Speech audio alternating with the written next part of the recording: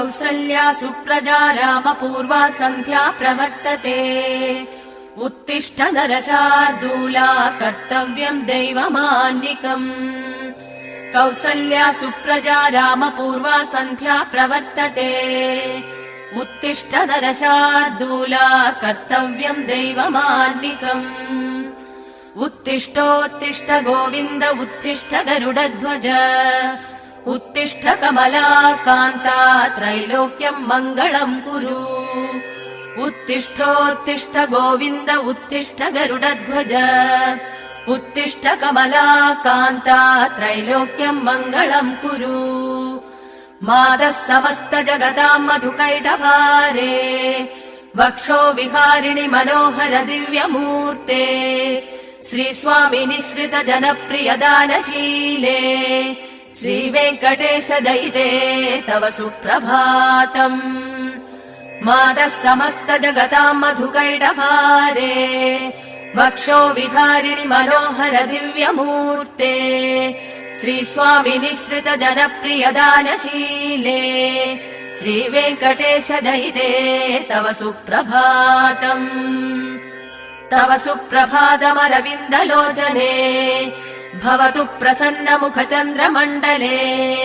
विधिशङ्करेन्द्रवनिताभिरर्चिते वृषशैलनाथ दयिते दयानिधे अत्र्यादि सप्त ऋषयः समुपास्य सन्ध्याम् आकाश सिन्धु कमलानि मनोहराणि आदाय पादयुगमर्चयितुम् प्रपन्ता शेषाद्रिशेखर विभो तव सुप्रभातम् पञ्चाननाब्ज भव षण्मुख वासवाद्या त्रैविक्रमादिचरितम् विभुतास्तुवन्ति भाषापतिः पठति वासर शुद्धिमारात् शेषाद्रिशेखर विभो तव सुप्रभातम् ईश प्रफुल्ल सरसीरुहनारिकेला पूगद्रुमादिषु मनोहर पालिकानाम् आवाति मन्दमनिलः सह दिव्यगन्धैः शेषाद्रिशेखर विभो तव सुप्रभातम् उन्मील्य नेत्रयुगमुत्तम पञ्जरस्थ्याः पात्रावशिष्ट कदलीफलपायसानि भुक्त्वा सलीलमधकेलिशुका पठन्ति शेषाद्रिशेखर विभो तव सुप्रभातम् तन्त्री प्रकर्ष मधुरस्वनया विवन्त्या गायत्यनन्दचरितम् तव नारदोष्टी भाषा समग्रमसकृत्करचार रम्यम् शेषाद्रिशेखर विभो तव सुप्रभातम् भृङ्गावळी च मकरन्दरसानुविन्त जङ्गारगीत निनदैः सह सेवनाय निर्यात्युपान्त सरसी कमलोदरेभ्यः शेषाद्रिशेखर विभो तव सुप्रभातम् एषा गणेन वरदद्धि विमध्यमाने घोषालयेषु दधिमन्तदतीव्र घोषाः रोषात् कलिम् विदधते ककुभश्च कुम्भा शेषाद्रिशेखर विभो तव सुप्रभातम् पद्मेश मित्र शतपत्र गतालिवर्गाः हर्तुम् श्रियम् कुवलयस्य निजाङ्गलक्ष्म्या भेरी निनादमिव विप्रदितीव्रनादम् शेषाद्रिशेखर विभो तव सुप्रभातम् श्रीमन्नभीष्टवरदाखिल लोकबन्धो श्री श्रीनिवास जगतेकदयैक सिन्धो श्रीदेवता गृहभुजान्तर दिव्यमूर्ते श्रीवेङ्कटाचलपते तव सुप्रभातम् श्रीस्वामि पुष्करिणिकाप्लव निर्मलाङ्गा श्रेयोर्थिनो हर विरिञ्च सनन्तनाद्याः द्वारे वसन्ति वरवेत्र हतोत्तमाङ्गाः श्रीवेङ्कटाचलपते तव सुप्रभातम् श्रीशेषशैल गरुडाचल वेङ्कटाद्रिनारायणाद्रिऋषभाद्रिविषाद्रिमुख्याम् आख्याम् त्वदीय वसतेरनिशम् वदन्ति श्रीवेङ्कटाचलपते तव सुप्रभातम् सेवा परा शिव सुरेश कृशानुधर्म रक्षोऽम्बुनाथ भवमान धनाधिनाथाः बद्धाञ्जलि प्रविलसन्निज शीर्षदेशाः श्रीवेङ्कटाचलपते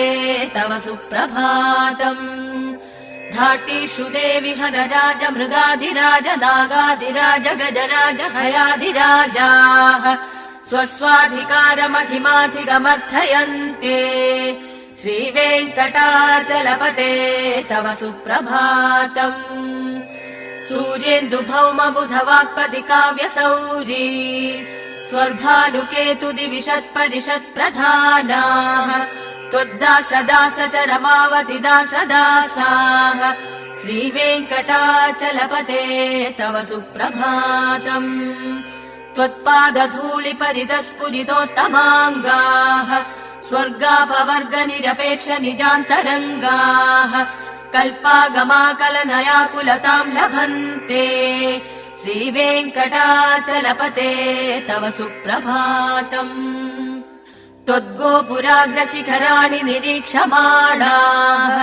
स्वर्गापवर्गपदवीम् परमाश्रयन्ताः मर्त्या मनुष्य भुवने मतिमाश्रयन्ते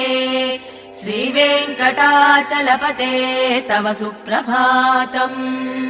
श्रीभूमिनायक दयादिगुणामृदाब्धे देवादिदेव जगतेक शरण्यमूर्ते श्रीमन्ननन्द गरुडादिभिरर्चिताङ्ग्रे श्रीवेङ्कटाचलपते तव सुप्रभातम् श्रीपद्मनाभ पुरुषोत्तम वासुदेव वैकुण्ठ माधव जनार्दन चक्रपाणे श्रीवत्स चिह्न चरणागत पारिजाता श्रीवेङ्कटाचलपते तव सुप्रभातम् कन्दर्पदर्पहर सुन्दर दिव्यमूर्ते कान्ताकुजाम्बुरुह कुट्मललोल दृष्टे कल्याण निर्मल गुणाकर दिव्यकीर्ते श्रीवेङ्कटाचलपते तव सुप्रभातम्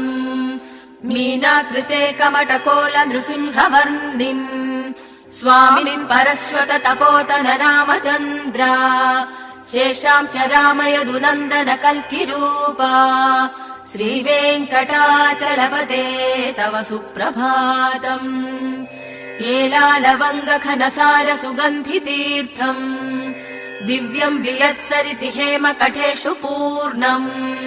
धृत्वाद्य वैदिक शिखामणयः प्रहृष्टाः तिष्ठन्ति वेङ्कटपते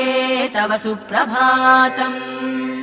भास्वानुतेति विगचानि सरोरुहाणि सम्पूरयन्ति निनदैक गुभो विहङ्काः